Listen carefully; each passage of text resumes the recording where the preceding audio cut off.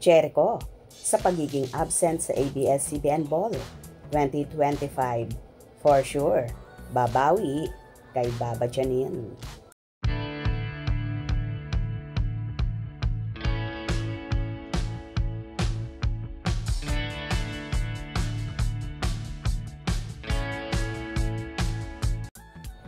Maraming ang Econin supporters ni Janine Gutierrez at Jericho Rosales ang nagtataka kung bakit wala ang aktor sa isa sa prestihiyosong event ng Kapamilya Network, ang ABS-CBN Ball 2025.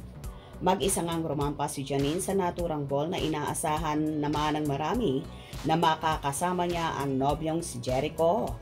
Marami man ang nanghihinayang na hindi nga daw nasamahan ni Eko ang dalaga, kung saan naging busy ang aktor sa campaign rally, ang Ako Bicol Party List na sinusuportahan ng aktor.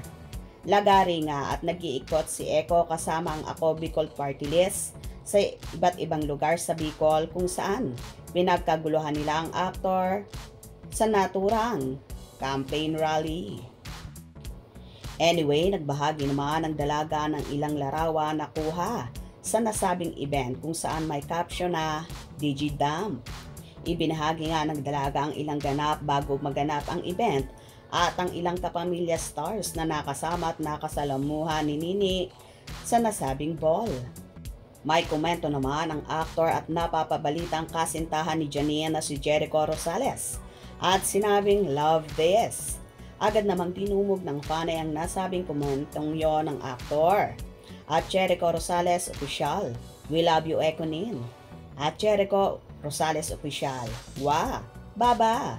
At Jericho Rosales Official, ayi, bati na sila, char.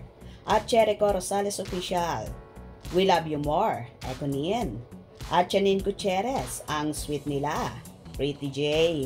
At Jericho Rosales Official, we miss you Econin so much. At Jericho Rosales Official, sorry, di po ako updated. Bakit wala ka po sa ABS-CBN Ball? At Jericho Rosales Official, perfect sana kung kasama ka sa ABS-CBN Ball. Kaso, may work ka eh. At Janine Gutierrez, ay, kilig, my day. At Jericho Rosales Official, you should have been there. At Jericho Rosales Official, uy, babawi na yan kasi wala siya sa ball. At Jericho Rosales Official, we, nabuhay ang mga fans. Ang Econin, love this. Nasa work, filming the epic movie Quezon yata. Feeling ko din may konting tampuhan, which is normal lang naman na sa couple. Cute. Alien, ha ha ha ha. Yung mga manong, hi hi hi hi. At Janine Gutierrez, raise the roof. At Mark Baumgartner, thank you for the flowers. So sweet sa Queen JM Elizabeth namin. Love you. Living for this Digidump. Till the next. Love you. The cutest, Ate Nini. So pretty talaga.